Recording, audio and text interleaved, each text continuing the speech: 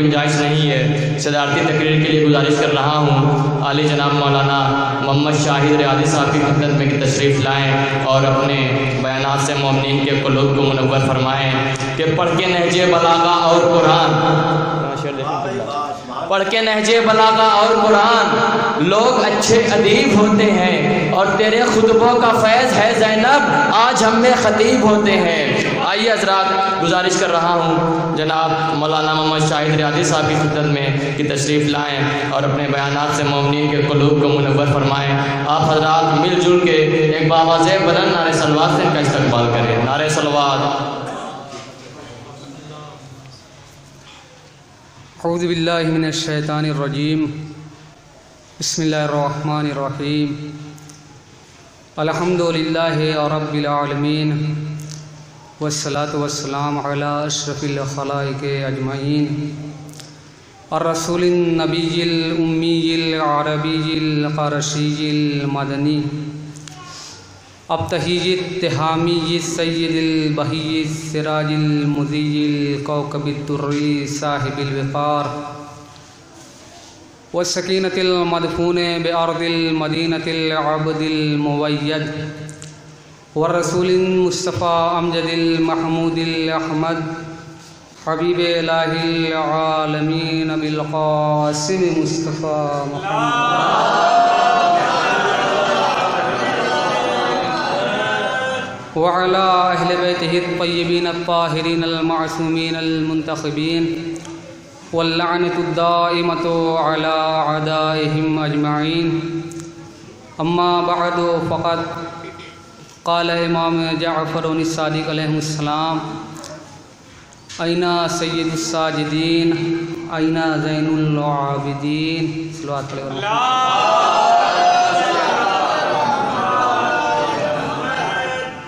अज़ीज़ान ईमान, उलमाए कराम, बरादान अज़ीज़, सबसे पहले आप सभी हज़रात की जानिब से और तमाम मराजाए कराम की जानिब से इस पुरनूर जश्न की मुबारकबाद इमाम ज़माना की खिदमत में पेश करता हूँ। उसके बाद आप सभी हज़रात की जानिब से तमाम उलमाए कराम, तमाम मराजाए कराम की खिदमत में मुबारकबाद पेश करता हूँ और उसके बाद अपनी जानिब से आप तमाम मोमिनीन की खिदमत में मुबारकबाद पेश करता हूँ। क्योंकि इस मकाम पर पहले भी मैं मजलिस को ख़िताब कर चुका हूँ और एक जुमला मैंने उस वक्त भी कहा था और आज भी कहूँगा कि एक तालिबे इल्म के लिए सबसे मुश्किल मरहला लबकुशाई करने का, ख़िताबत करने का दो मरहला होता है। एक मरहला वो होता है जब उसके अक़रबा मौजूद होते हैं, दूसरा मरहला वो होता है जब उलमा मौजूद होते हैं। लेकिन आज अक़रबा भी हैं और उलमा भी हैं, लेकिन क्या करूं, ग़ुलाम भी उस दर का हूं जहां अली अगर 63 साल का हो तब भी अली रहता है और अगर 6 महीने का हो तब भी अली अली रहता है। एक सलवात पढ़े व मोहम्मद व आले मोहम्मद।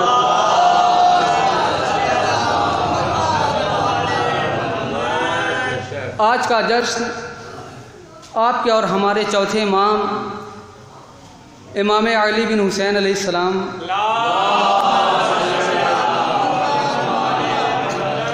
की मुनासिबत से मुनाकिद हुआ है। चूँकि इनकी विलादत के मुतालिक दो रवायात मिलती हैं, एक है 15 जमादुल अव्वल और दूसरी है 5 शाबान, लेकिन ज़्यादातर जो तरजीह दी गई है वो 15 जमादुल अव्वल की है। तो इमाम अलैहिस्सलाम करबला के बाद से किस तरीके से लोगों तक पैगाम रसाई करते थे, ज़ालिमाना हुकूमत के होते हुए भी किस तरह इमाम ने अपनी इमामत को कायम रखा। तो अज़ीज़ान ईमान, करबला के बाद इमामत को संभालना सबसे मुश्किल काम था, क्योंकि इमाम पर नज़रें भी रखी जाती थी और कैदी भी बनाया गया था। लेकिन इमाम ने उस वक्त मुसल्लिहाना इक़दाम न करते हुए असलिहाना इक़दाम ना करते हुए इमाम ने अपने इल्म से जालिमों का मुकाबला किया। आप देखेंगे कि आपको मुतअद्दिद किताबें और बहुत सारी दुआएं मौला सज्जाद से मिल सकती हैं, जिसमें सबसे मशहूर किताब सहीफ़े सज्जादिया है, जिसमें इमाम ने तमाम हुकूक भी बयान किए हैं, कुछ पैगाम रसाई भी की है और अपने चाहने वालों को जो पैगाम इमामत के ज़रिए देना था वो इमाम ने अपनी तालीम के ज़रिए, तहरीर के ज़रिए पहुँचाया। तो अज़ीज़ान ईमान, बाद लोग ये ख्याल करते हैं कि बीमार इमाम का लक़ब है। बीमार इमाम का लक़ब नहीं है, क्योंकि लक़ब उस वक्त दिया जाता है जब इंसान को उस फ़िल में मुसलसल पाया जाता है। तो इमाम पर जो ये बीमारी तारी थी करबला के मैदान में, ये तो मसलहतन थी, क्योंकि सिलसिले इमामत को आगे बढ़ाना था, इमाम हुसैन अलैहिस्सलाम के मकसद को जारी रखना था।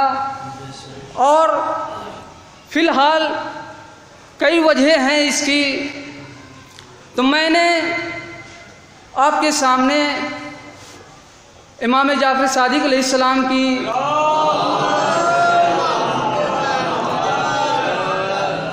मशहूर व मारूफ हदीस पढ़ने का शरफ़ हासिल किया।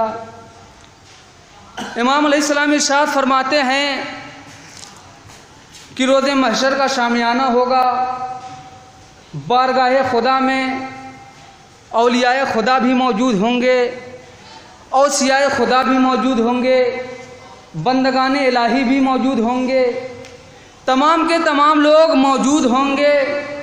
लेकिन अचानक मुनादी एक निदा देगा, ऐना ज़ैनुल आबिदीन, ज़ैनुल आबिदीन कहाँ हैं?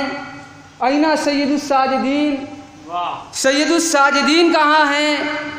अब मुझे नहीं पता किस वजह से ये निदा दी जाएगी, लेकिन जहाँ तक मेरा इल्म है, चूँकि हर उम्मत को उसके हाकिम के साथ बुलाया जाएगा, यानी अगर कोई अवाम जाएगी तो सबसे पहले उसके पेशवा से सवाल किया जाएगा, यानी अगर कोई यहाँ का सरदार है तो उससे सवाल किया जाएगा कि तेरे मोहल्ले के फला शख्स ने अगर चोरी की तो क्यों चोरी की, अगर इसको ज़रूरत थी तो तूने क्यों नहीं दिया, तेरा फ़र्ज था। तो इस तरीके से जो रहेगा उसको उसके सरदार के साथ याद किया जाएगा।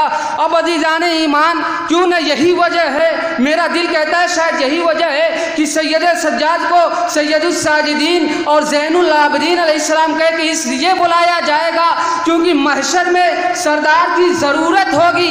इमाम सज्जाद अलैहिस्सलाम ये फैसला करेंगे कि किसकी इबादत से वो राज़ी हैं, किसकी इबादत से नाखुश हैं।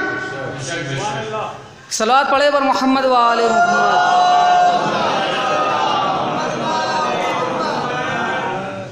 इसके अलावा भी इमाम की बहुत सारी अहादीस हैं, लेकिन दामने वक्त में गुंजाइश नहीं है बिल्कुल, इसलिए मुख्तसर करता चलूँ कि इमाम के इल्म को आजमाने के लिए भी सवाल किया जाता था।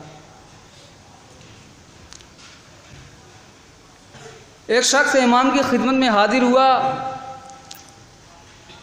कहने लगा कि इमाम ये बताइए, उमर बिन अब्दुल्ला सवाल करता है कि इमाम ये बताइए कि जनाब मूसा अलैहिस्सलाम को जिस मछली ने खाया था, निगला था, वो क्यों निगला था? तो इमाम कहते हैं चल उसी मछली से पूछते हैं। तो उसको बहुत ताज्जुब हुआ कि वो मछली अब तक जिंदा होगी। इमाम ने कहा हाँ क्यों नहीं। कहा जाएंगे कैसे? कहा अपनी आंख बंद कर।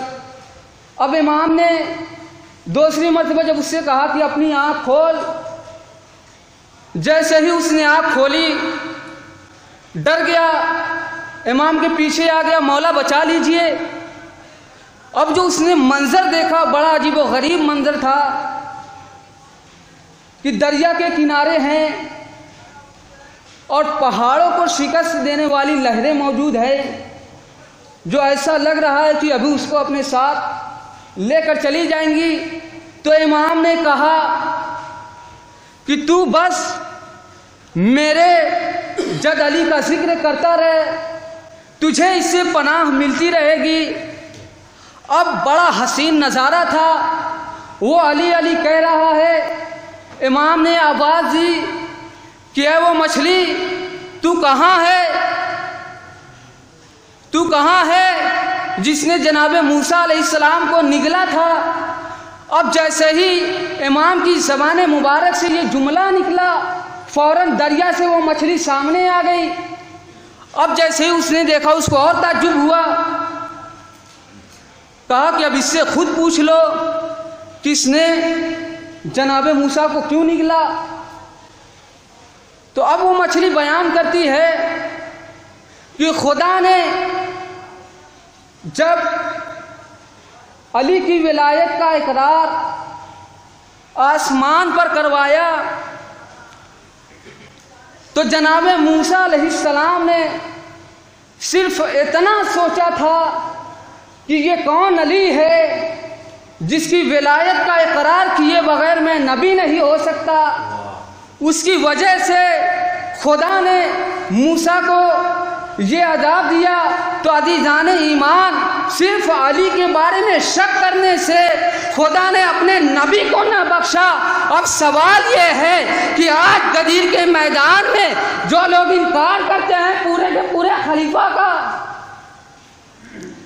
भाई इनकार तो करते हैं पूरे के पूरे खलीफा का, तो अज़ीज़ान ईमान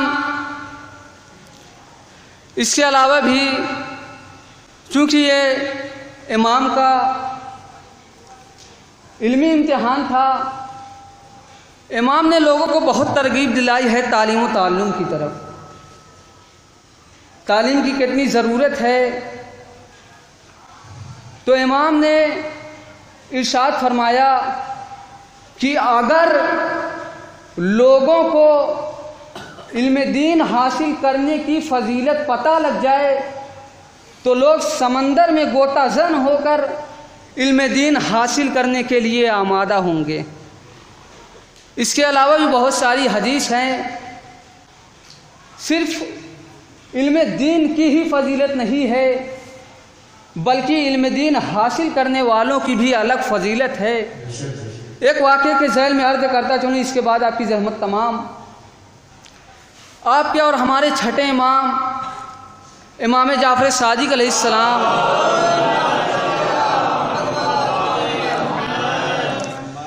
अपने सहाबाए कराम के हमरा मस्जिद में महव गुफ्तगू थे। अचानक इमाम ने देखा कि मस्जिद के अंदर कोई बच्चा दाखिल हो रहा है। जैसे ही इमाम ने उस बच्चे को देखा फ़ौरन अपनी जगह से खड़े हो गए।